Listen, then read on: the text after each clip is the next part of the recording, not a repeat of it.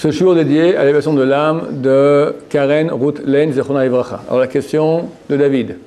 Alors j'aimerais savoir comment ça se fait que plus les années passent et plus les générations sont en descente au niveau de l'intelligence des rabbanim, enfin l'intelligence de l'interprétation de la compréhension de la Torah. Pourquoi on a eu les Mishnayot, après on a eu les Gemarot, et puis après ça descend jusqu'à ce qu'on comprenne plus réellement le message que vous nous transmettez, Moshe Rabbeinu. D'accord, ce qu'ils appellent Yeridat Hadorot, la baisse des générations. C'est un phénomène qui est le fruit qui est motivé par plusieurs raisons.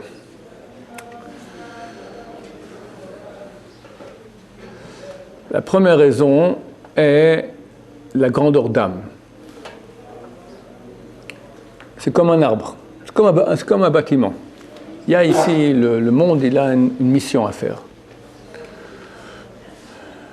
Au début, quand tu vas construire un bâtiment, tu fais de grosses œuvres.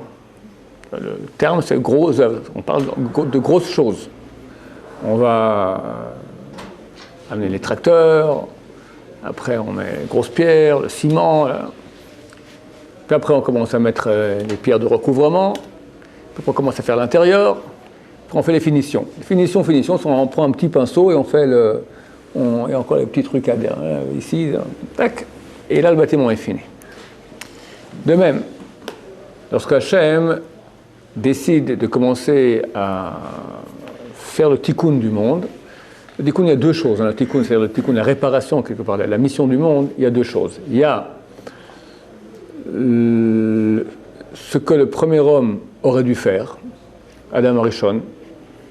Quand il a été créé, il avait une mission. Il aurait dû, quand Dieu a créé le premier homme, il lui a dit, voici, il a mis dans le jardin d'Éden, les ovda ou les shomra. Les ovda signifie travailler, donc s'en occuper, le shomra est le garder. S'en occuper, c'est positif. Occupe-toi. Garder, c'est, attention, ne pas, qu'il n'y ait pas des choses extérieures mauvaises qui rentrent. Chazal on dit, c'est les lois positives et les lois négatives. Donc il avait des mitzvot à faire, il avait quelque chose à faire. Il y avait une Torah qui concernait le premier homme. Et il devait tenir 24 heures, même moins. Du moment où il a été créé le vendredi à 2e heure de la journée, il devait tenir 10 heures. 10 heures. Il n'a pas tenu. Et là, il y a eu un patatras, pas national ni international, patatras universel de toute la réalité qui tombait extrêmement bas.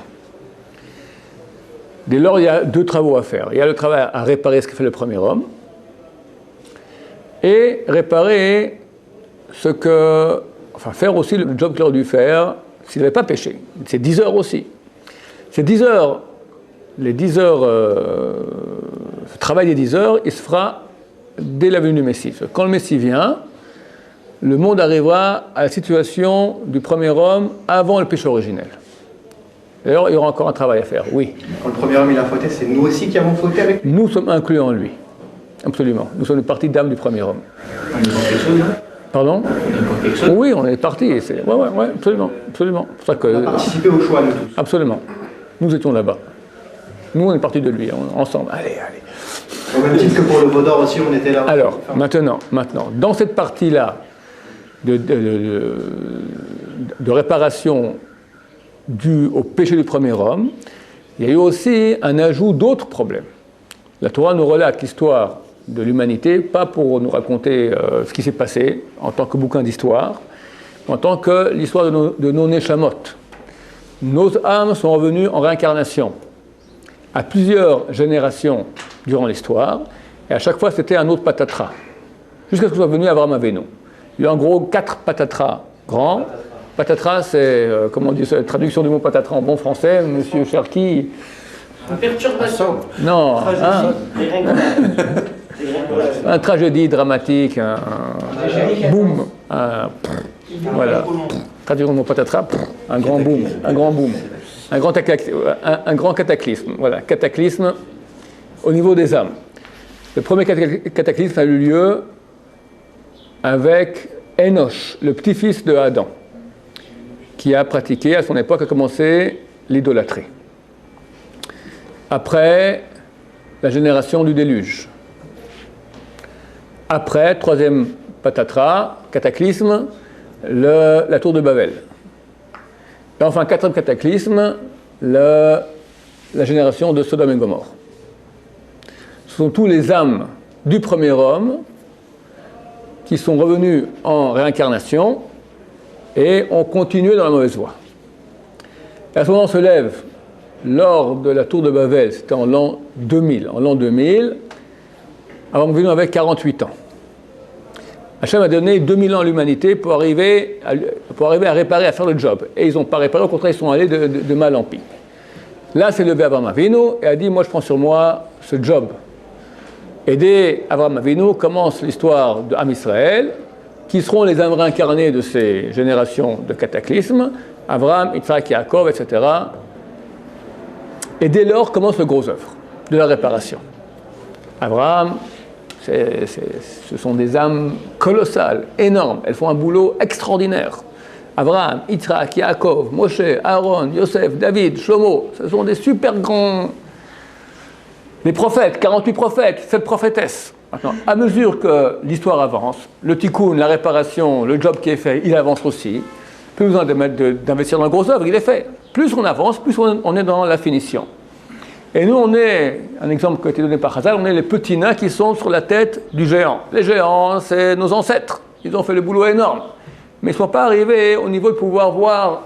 Il y a comme une colline et ils n'arrivent pas au sommet. Le petit nain qu'on met dessus, tac, lui, hop, il voit tout. Nous, on est les derniers, donc les plus nuls, mais c'est grâce à nous, Baruch Hashem, que la Géoula va venir. Pourquoi ? Parce que, pourquoi nous ? On n'est pas grands méritants, on n'est pas plus méritants qu'eux. Mais c'est nous qu'on finit, on est la finition. Oui, mais encore nous on finit que... Bon, non, alors... Il a pu venir, Friskiaou et tout, il aurait pu venir Meshach, ça veut dire qu'à ce moment-là, on aurait été inutile.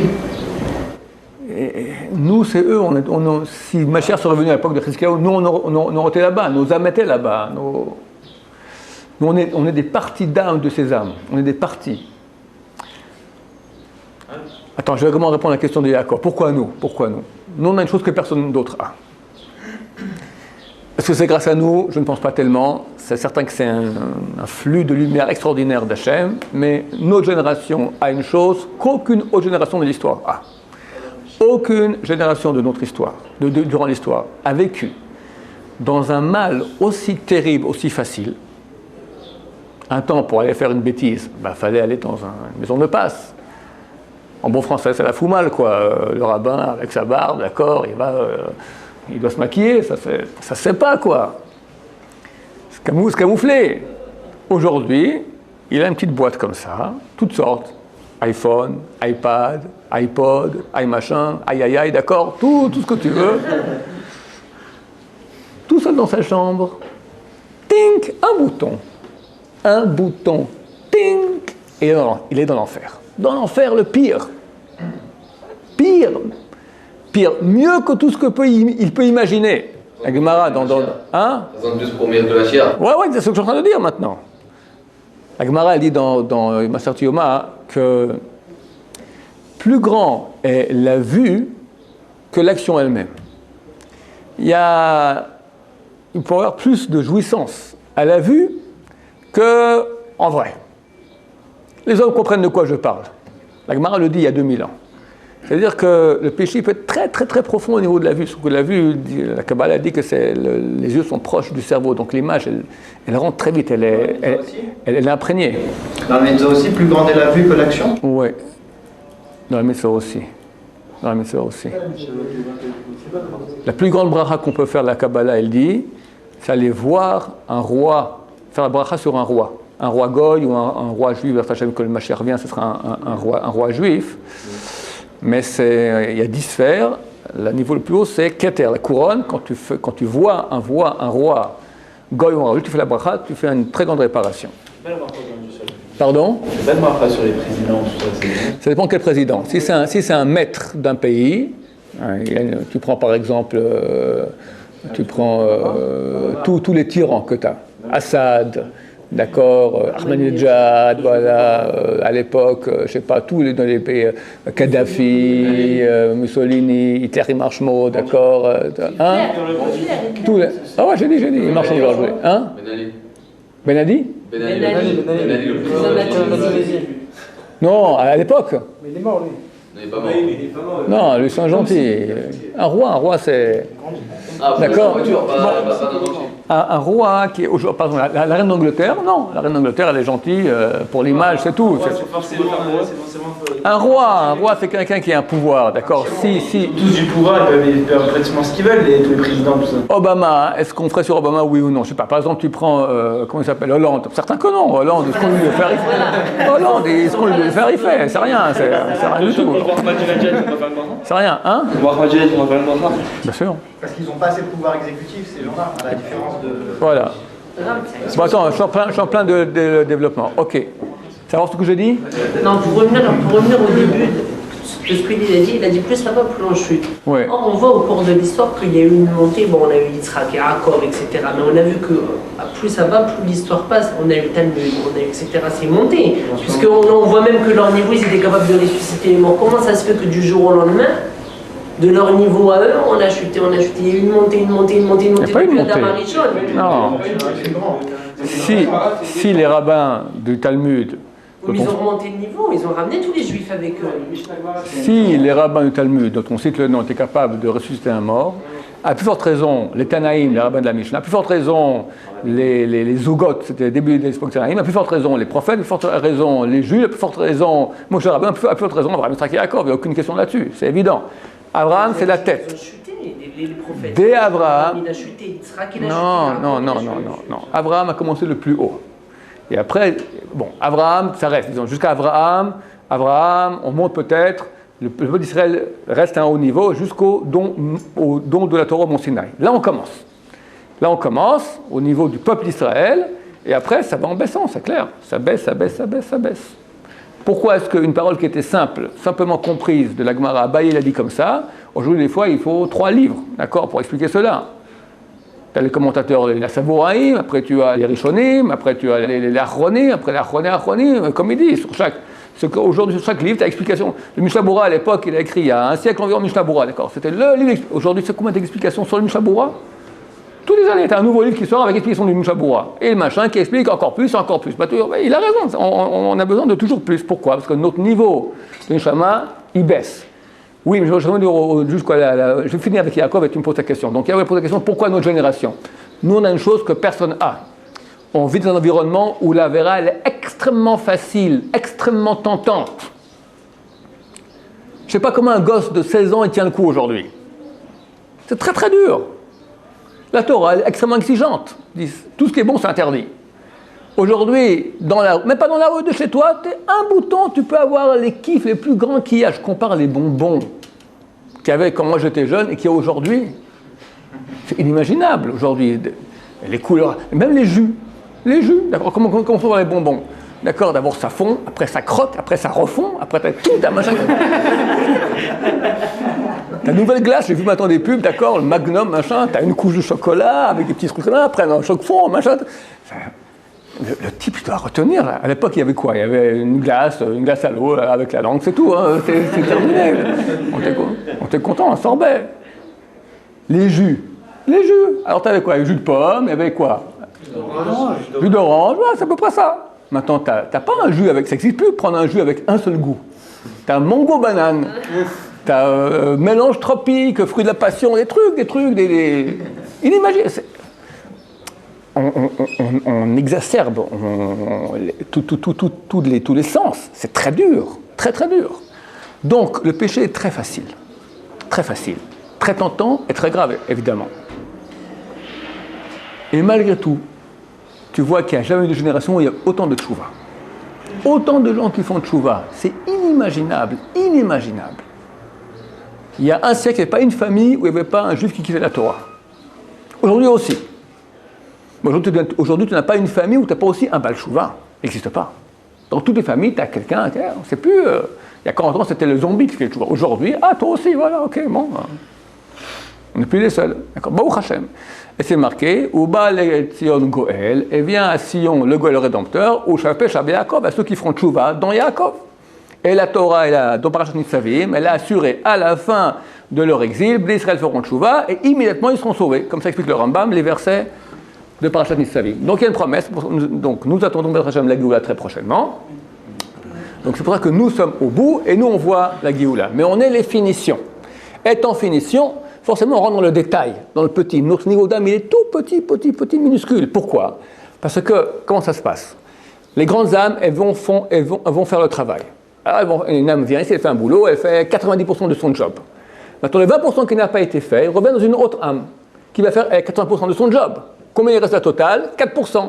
4% qui va dans une autre âme qui fait 80%. Combien il reste de la totale? 0, 4%, allez, 0,8%. D'accord? 0,8%, on est à 0, après 5 générations, j'ai 0,8%. Après, lui, il va faire 80% de la totale. Combien il lui reste? Allez, on va dire, pour ne pas être trop dans le calcul, d'accord, 0,1 de la totale. 0,1 de la totale. Si 0,1 de la totale, il va aussi après multiplier, on va le faire équivaloir à 1000, d'accord? De nous, on descend. 800. Après les 200, il reste 40. 40, après de nous, sur 40, il reste 8. 8, il reste de nouveau 1, etc.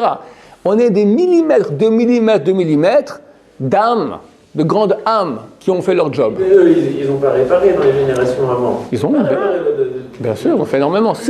Pourquoi ils ont réparé? Regarde. Le simple fait que quelqu'un fasse ses 3 prières par jour, il met les tefilines, il fait le mach avant de manger, il fait un job énorme déjà. Étude de Torah, encore plus grand. Et s'il souffre, on n'en parle pas. D'accord? Et Am Israël a souffert, a étudié la Torah, a fait les mitzvot.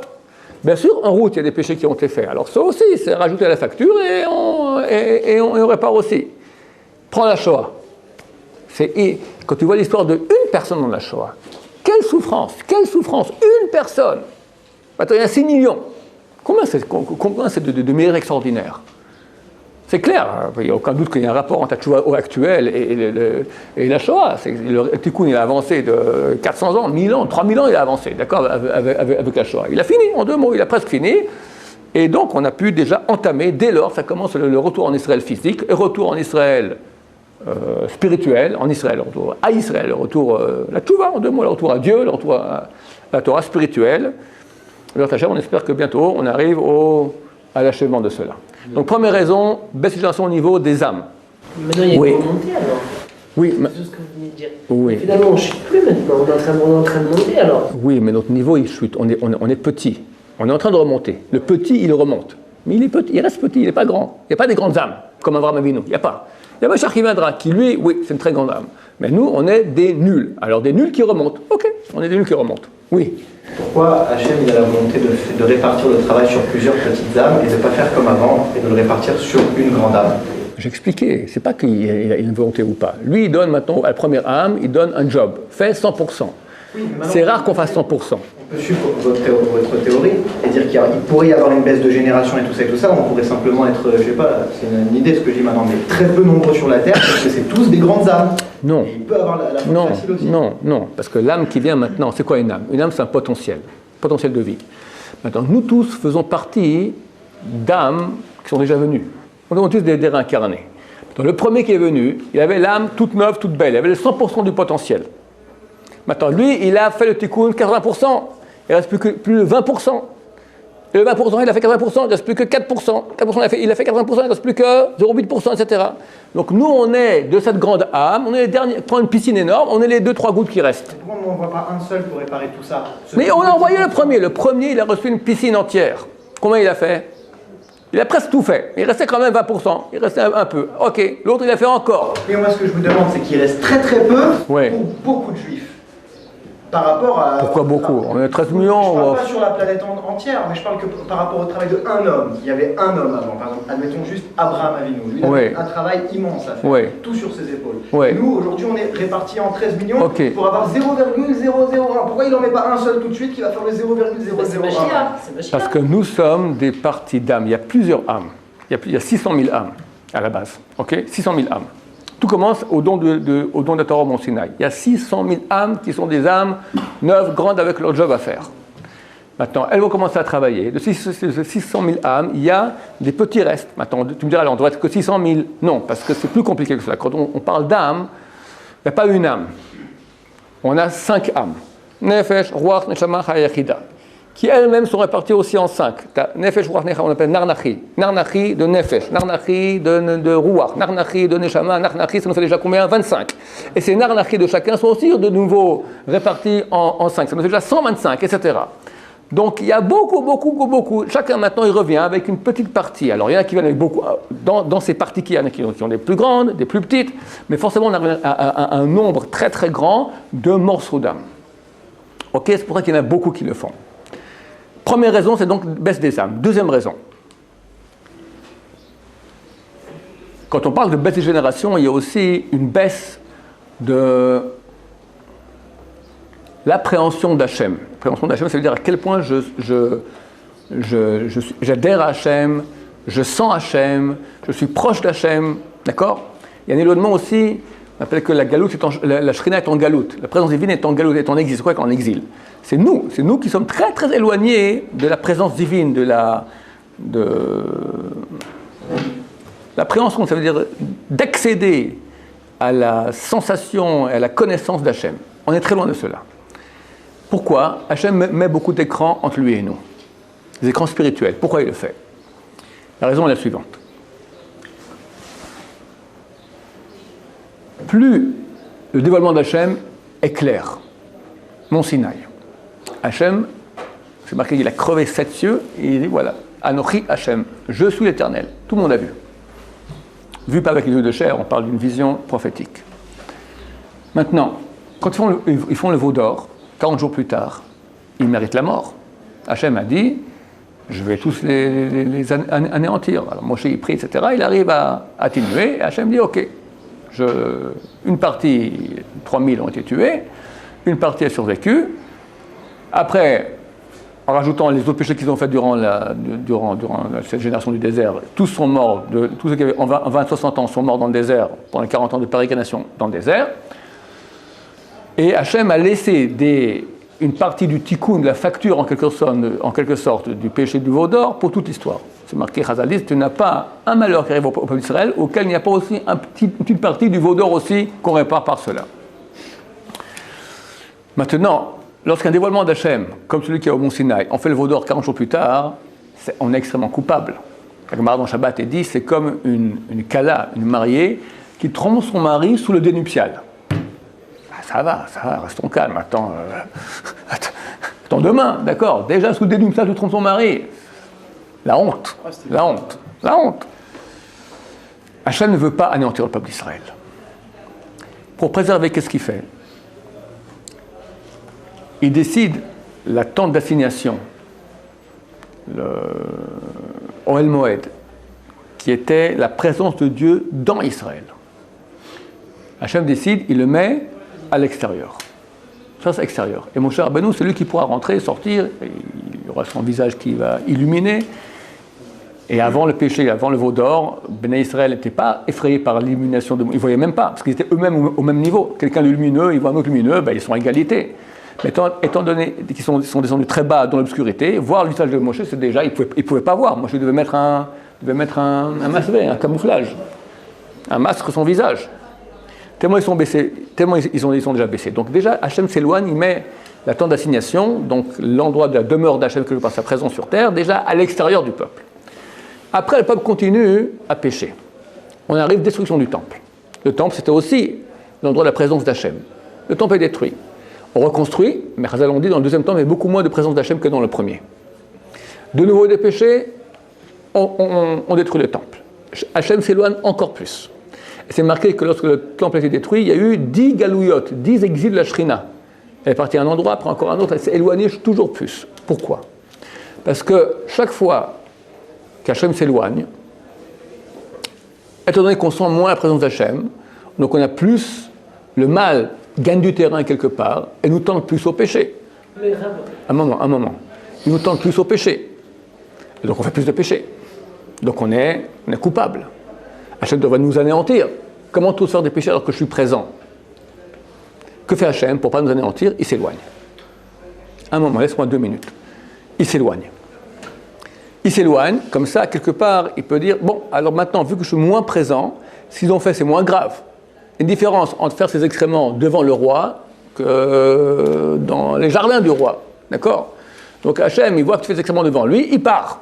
Comme ça, c'est pas si grave ce que tu as fait. Maintenant, toi, tu vois que le roi n'est pas là, tu fais la bamboula. Alors qu'est-ce qu'il fait le roi? Il s'éloigne encore plus. De plus en plus, Hachem va cacher sa présence pour préserver le peuple juif, pour le préserver, pour qu'il soit moins coupable.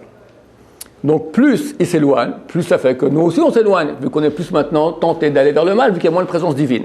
Plus l'histoire avance, plus on fait des péchés, donc plus Hachem s'éloigne, donc plus on fait des péchés, donc il s'éloigne, plus on fait des péchés, plus on s'éloigne. C'est pour cela que nous on appelle ça l'Yeridat Hadorot, on est tout à la fin de l'exil, donc on est très loin, très loin. Il n'y a plus de prophétie. Il n'y a plus de grands rabbins qui font des miracles. Il y a presque plus. Il y a un peu, mais beaucoup. Le mitzvot elle va pour rien, alors. Pardon ? Le mitzvot aussi, elle va plus grand-chose alors, puisqu'à chaque fois on s'éloigne. Oui. D'un côté, c'est comme tu dis. Alors, oui. Alors, à qui je réponds d'abord ? Bon, vas-y, t'as peut-être avant. Ce qui semble justement contradictoire, c'est qu'au contraire, nous, on est descendu, on a chuté, presque on touche la strava. Au contraire, Hachem, il devrait dire au contraire, ça y est, ils sont perdus. Il faut que je m'approche d'eux pour les tirer de où ils sont. C'est ce qui se passe aujourd'hui. Maintenant, pour répondre à la question, nos mitzvot ont beaucoup plus d'éclat. Je l'ai raconté plusieurs fois, je vais raconter parce qu'elle est très belle comme histoire. 10 fois que je le raconte, du moins sur Internet, mais il faut bien comprendre cela parce que sinon, on ne se rend pas compte qui nous sommes. Une des plus grandes figures du judaïsme qui a existé, c'était Rabbeinu Hari. Rabbeinu Hari qui a vécu, je ne me trompe pas, 32 ou 37 ans, 38, mort très jeune, enseigné son élève Rabbi Chaim Vital 22 mois. Et lui a enseigné toute la Kabbalah que nous apprenons aujourd'hui dans ceux qui étudient la Kabbalah, étudient presque uniquement qu'on appelle Kitvei Hari, les écrits de Rabbeinu Hari. Le Hari n'a pas écrit, son élève Rabbi Chaim Vital, pendant 22 mois a appris chez lui, et après pendant 50 ans, il a réécrit ce qu'il a appris pendant les 22 mois chez Rabbeinu Hari. Toute la Kabbalah. Des secrets profonds que presque personne ne peut aujourd'hui comprendre tellement ils sont profonds. Rabbeinu Hari a dit, le seul qui comprend ce que je dis, c'est toi Rabbi Chaim Vital. Moi je suis venu sur terre pour toi. Il y avait d'autres élèves Rabbeinu Hari, ils comprenaient, ils croyaient qu'ils comprenaient. C'est très profond. Un jour, Rabbeinu Hari a dit à son élève Rabbi Chaim Vital, dit, sache que tu es aussi grand que Rabbi Akiva. Rabbi Akiva, c'est qui ? Un Baal Tshuva, il fait Tshuva à l'âge de 40 ans. Parce que Moshe Rabbeinu monte au haut du mont Sinaï. Il voit toutes les générations à venir. Il voit Rabbi Akiva. Il dit à Hachem, je ne comprends pas. Tu es un homme comme Rabbi Akiva, tu transmets la Torah par moi. Lui, il mérite beaucoup plus que moi. Rabbi Akiva est plus haut que Moshe. Dieu lui répond, tu as raison. Mais je décide que ce serait par toi, Moshe. J'ai décidé que ce serait par toi, Moshe, et non par Rabbi Akiva.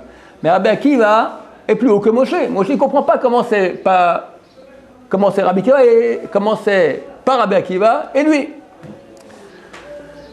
Rabbeinu Hari, pour vous situer un peu dans l'histoire, Moshe Rabbeinu s'est dit il y a 3000 ans, en 2448 de la création, ça nous fait 3300 ans environ. Rabbeinu Hari, c'est il y a 500 ans, et nous, c'est aujourd'hui. Et Rabbi Akiva, c'était il y a 2000 ans. Il y a 500 ans, un homme comme Rabbi Akiva, c'est impossible. Impossible. Je fais une petite parenthèse pour que vous compreniez un peu mieux ça. Je fais une petite parenthèse dans ce que je suis en train de dire. On a une des grandes hautes figures de l'histoire, c'est le Gaon de Vilna. Rabbi Eliyahu de Vilna vivait il y a 250 ans à Vilna, ville de Lituanie, capitale de la Lituanie, qui était un homme d'une envergure extraordinaire. Il dormait une demi-heure, étudiait 5h30. Dormait une demi-heure, étudiait 5h30 toute sa vie. À l'âge de 40 ans, il a arrêté d'étudier le Pshat, le sens simple que Kabbalah. Le sens simple, il a écrit un commentaire du Gaon de Vilna, un commentaire du Shulchan Aruch.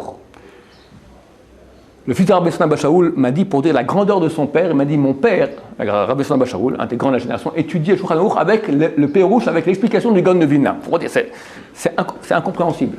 Je veux dire, il y a des bouquins qui sont sortis pour expliquer ça, d'accord, pour chaque ligne, tu as 3 pages. C'est tout d'abord, comme c'est écrit là, étude des pages. La page là, c'est une question, la page c'est une réponse, une page c'est une question, une page c'est... Et ça, il a écrit avant l'âge de 40 ans. C'est son niveau extraordinaire. Le élève de Gaon de Vilna s'appelait le Rav Chaim de Volojine, qui a écrit le livre Nefesh HaChaim. Maintenant, il y a un commentaire de Gaon de Vilna sur Sifrat Tzniuta. C'est une partie du Zohar, la Kabbalah, commentaire de Gaon de Vilna. Son élève Rabbi Chaim de Volojine a fait une introduction au commentaire de son maître sur le Zohar. Cette introduction, il raconte qui était son Rav. Cette traduction, elle est imprimée dans pas mal d'éditions de Nefesh HaChaim, l'âme de la vie. Il y a là-bas aussi l'introduction de Rabbi Chaim Volozhin sur le commentaire de son Rav. Il dit qu'il était son Rav. Il dit que chaque fois qu'il dormait, il montait étudier dans les shivotes d'en haut. Il y a des shivotes en haut, de Rashi, de Rashbi, de Rabbeinu. Il descendait avec des chidushim qu'il avait là-bas. Il a écrit une fois dans Sifrat Simutei, il a écrit « Ce chidush, je le tiens de Yaakov Avinu ». C'est vrai qu'avec Yaakov Avinu, d'accord, il faut le faire, là, c'est pas n'importe qui. Énorme, énorme. Le Rav Chaim Volozhin parlait yiddish. Shabbat, il parlait hébreu. Shabbat, pour différents, il parlait le Shon HaKodesh, hébreu. Et chaque jour, chaque Shabbat, sous la Shishit, ses élèves venaient, ils mangeaient ensemble et ils leur racontaient comme ça des Chidushei Torah. Et un jour, il a parlé de son Rav, du Gaon de Vilna. Un élève lui a demandé, mais est-ce que le Gaon de Vilna était aussi grand, par exemple, comme le Ramban? Le Ramban, c'était un des grands Rishonim, vivait en l'an 1200 environ, 1200 de l'ère chrétienne. Un des grands rabbins médiévaux, un Rishon, on appelle cela. Le Rabbi Chaim Volozhin était tellement choqué par la question, il s'est mis à parler en yiddish. Il dit, avec tout ce que j'adule mon Rav, que je connais à quel point il était grand, énorme, comme le Ramban, impossible. Peut-être, il serait arrivé au niveau d'un élève du Rashba. Le Ramban avait un élève, c'est le Rashba. Peut-être le Gaon de Vilna serait arrivé au niveau d'un élève du Rashba. Vous comprenez un peu à quel point ça descend vite. Le Gaon de Vilna, c'est 600 ans plus tard. Il était énorme, mais dire qu'il est comme le Ramban, impossible. Peut-être comme un élève d'un élève du Ramban. Donc quand on dit, je reviens maintenant sur Rabbeinu Hari avec son élève Rabbi Chaim Vital. Il lui dit, t'es comme Rabbi Akiva. Rabbi Akiva, c'est 1800 ans. Non, c'est 1500 ans auparavant. Rabbi Chaim Vital, qui sait qu'il est, il est Kvodara, ça va, je sais qui je suis. Rabbi Akiva, c'est rien à voir, c'est un moustique par rapport à un géant. Rabbeinu Hari lui répond, oui, t'as raison. Si on prend les deux, t'as un moustique, lui c'est un géant. Mais, sache qu'à l'époque de Rabbi Akiva, il y avait une lumière spirituelle dans le monde énorme. Énorme. Et Rabbi Akiva était comme un projecteur. Projecteur de 2000 watts. Un projecteur en plein jour. À combien il éclaire? 2000 watts. À 5 mètres. Grand maximum. Donc aussi grand qu'il était, oui, mais l'effet qu'il faisait n'était pas très grand, parce qu'il faisait jour, il y avait une grande lumière divine, donc sa lumière, elle est grande, mais une lumière dans la lumière, comme il a Gemara, une bougie en plein jour, à quoi elle sert? Rien du tout. À notre époque, dit Rabbeinu Hari, les forces du mal se sont beaucoup épaissies, et il fait très noir, obscur, une épaisseur de noir énorme. Et toi, tu es une petite flamme. La petite flamme que tu fais, Rabbi Chaim Vital, elle équivaut dans son effet à celui du projecteur de Rabbi Akiva. Tu prends une flamme dans le noir total, dans le désert, d'accord? Tu mets une flamme, elle éclaire à 10 mètres facile, même à 15 mètres. C'est une petite flamme de rien, c'est pas 1 watt, c'est un 0,2 watt, d'accord?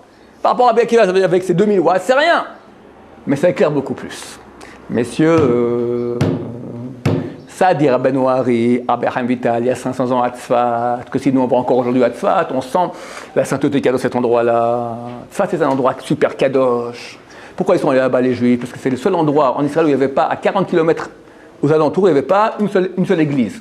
C'est un endroit super kadosh. Qui avait à l'époque? Peut-être 2000 Juifs à Tzfat. Parmi eux, Rabbi Chaim Vital, Rabbeinu Hari, Rabbi Moshe Cordovero, le rabbin de Rabbeinu Hari en Kabbalah, Rabbi Davidash, celui qui a écrit le Reshit Chochma, un des plus grands livres de Moussar, le Al-Sheikh HaKadosh, un des 3 hommes qui a été appelé HaKadosh, Rabbeinu Al-Kabet, qui a écrit les Chadodi, le Radbaz, Rabbi Yosef Karo, qui a écrit le Shulchan Aruch, etc.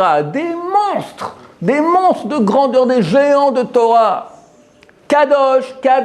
Si nous on nous mettait aujourd'hui à Tzfat, on mourrait sur place évanoui, d'accord, de la sainteté qu'il y avait là-bas, la lumière qu'il y avait là-bas. Et sur cette sainteté, Rabbeinu Hari dit, les forces du mal sont beaucoup épaissies, il fait noir. Alors à notre époque, à Paris, C'est pourri. à Tel Aviv et même à Jérusalem, qu'on est quoi dans le noir? On ne sait même plus c'est quoi. Le noir, pour nous c'est un soleil aveuglant, d'accord? On est dans, il n'y a pas de terme pour dire, les ténèbres, des ténèbres, d'accord? Inimaginable. T'es un juif. Les Shem Shamaim pour rien à gagner. Il quitte tout. Il s'assied, il prend une Gemara, il comprend rien. C'est de l'araméen, il y a 2000 ans, on parle d'une vache qui est encore née par un bœuf. Et pendant 2 ans, il étudie ça. Comment la vache et comment le bœuf est tombé dans un trou et le machin et le truc. c'est de la folie, complètement incompréhensible. Eh bien, cette petite lumière, elle est claire. Alors comment elle est claire? Alors on est des nuls. Mais ces petits nuls, dans cette obscurité, ils font énormément comme jamais de l'histoire il y a eu. Donc on est très enfoncé dans le noir, et on est des grands nuls. Mais tellement on est nul, d'accord, tellement le monde il est nul, tellement le mauvais, que la petite lumière que nous faisons, elle vaut plus que tout ce qu'ont fait les autres. On amène ma chère Bezrat Hashem très bientôt. Oui. Il a marqué Rav. Rav, Kadosh Baruch Hu, chez Tzadikim Moatim, ou Talem Echol Dorvadon. Hachem, il a vu que les Tzadikim ils étaient peu, il les a mis dans chaque éparpillés. Donc on peut dire que le Pshat c'est normal, mais on peut dire que les Tzadikim d'avant, ils sont aussi maintenant là. Parce que Tzadikim, il a vu. Par exemple, on dit par exemple, Chacham Ovadia Yosef, il a dit le Chazonish que son ouvrage à Biomer, il y a 300, il a fait un ouvrage comme ça. Pardon? Que le Chazonish, il a dit que l'ouvrage de la Biomer, il a pas eu 300, 400 ans, des ouvrages comme ça.